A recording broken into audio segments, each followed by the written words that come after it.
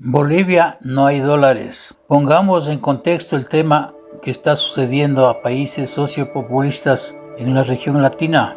Bolivia vive una profunda crisis económica y social sin precedentes. 2024 y 2025 han sido años difíciles con protestas de sectores como transportistas y campesinos.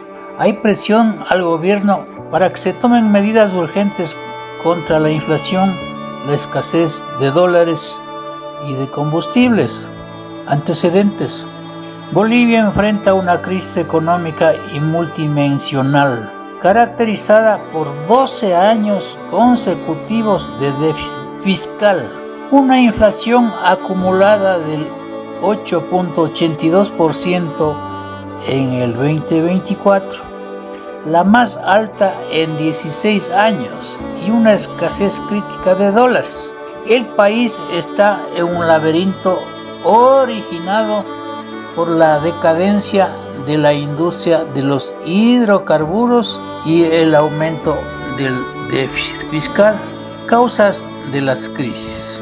Varios analistas agoreros del desastre culpan al gobierno de turno o a sus antecesores. Lo cierto es que en Bolivia ya no hay dólares porque se comieron las reservas. Por dar un ejemplo, en el 2014 Bolivia tenía 15.000 millones de dólares en reservas internacionales. A la fecha abril del 2025 hay 1.700 millones de dólares, de los cuales solamente 200 millones de dólares son cash, son divisas, son dólares. El resto es oro que no se puede utilizar. Es decir, los 200 millones de dólares no alcanzan ni para una semana de importaciones, donde Bolivia normalmente importa aproximadamente 1.000 millones de dólares al mes. ¿Y por qué se acabaron las reservas? Es la pregunta del millón.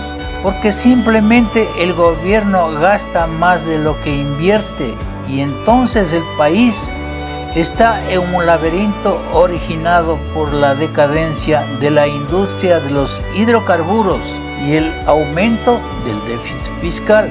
Además, se advierte que Bolivia podría declararse en default de su deuda pública si no cumple con los pagos de sus obligaciones internacionales.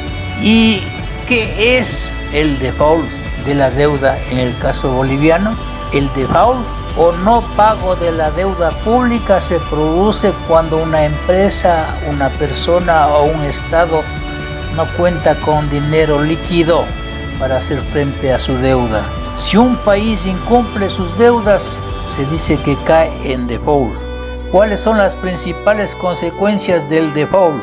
Aclaremos primero los términos, que son fáciles de confundir, entre un default de una deuda pública y la quiebra. Estos términos, default y quiebra, no son sinónimos. Por ejemplo, la quiebra se aplica a los organismos comerciales.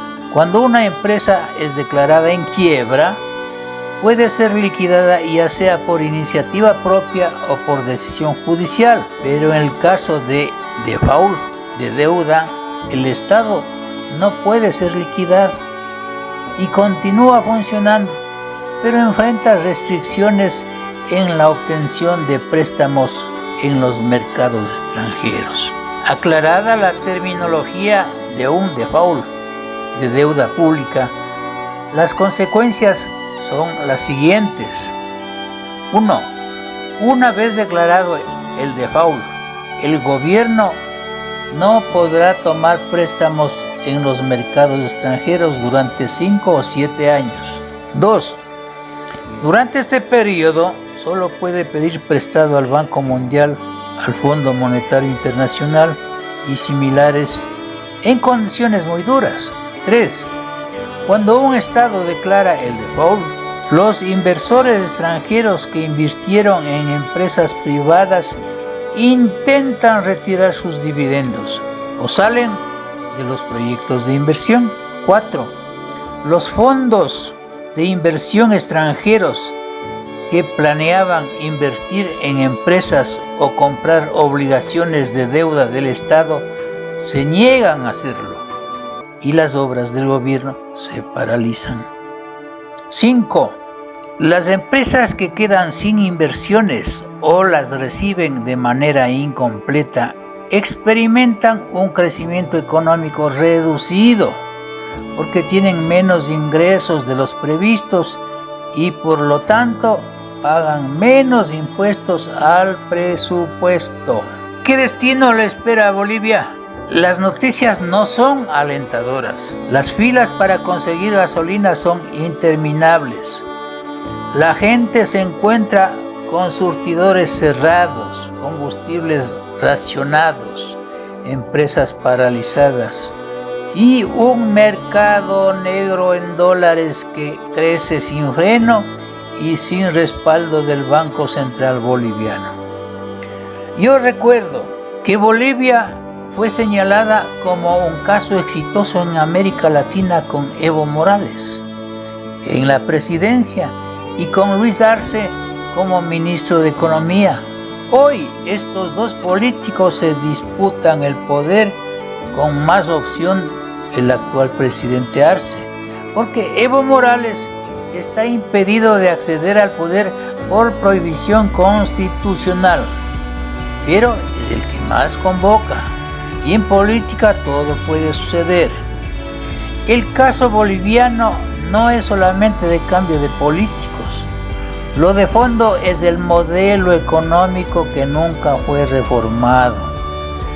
Cuando entraron en bonanza por la explotación del gas y otros derivados, fluyeron los subsidios y los precios del gas y del diésel funcionaron, pero por muy debajo de los precios internacionales, obligando al Estado boliviano a importar combustible caro para venderlo barato.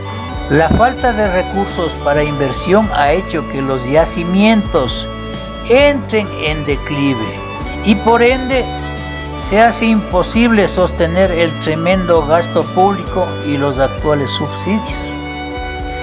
Desde el 2023, la falta de divisas se ha vuelto evidente. Los bancos y las casas de cambio limitan el acceso al dólar, es decir, vendrá el default de deuda, feriados bancarios y la presión social por el poder populista socialista que está fracasando en Bolivia y en gran parte de la región latina, que sirve como espejo para que Ecuador, si bien tiene condiciones diferentes, los problemas de los recursos estratégicos corren igual peligro de más estatización o privatizaciones no deseadas. Muchas gracias, ecuatorianos. Soy Manuel Pozo Zumárraga.